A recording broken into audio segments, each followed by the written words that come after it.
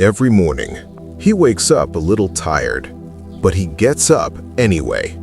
Not because he feels ready, not because it's easy, but because he knows that small steps still move him forward.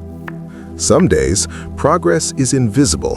No applause, no sudden change, just effort. Quiet, patient effort. He learns, he practices, he cleans his space, his thoughts, his habits. One simple action at a time. There are moments of doubt, moments when the road feels long, but even then he keeps going, slowly, honestly, steadily. Improvement is not loud. It sounds like footsteps in the morning, like pages turning, like breath moving in and out. And day by day, without realizing it, he becomes stronger than yesterday, kinder to himself, closer to the person he wants to be.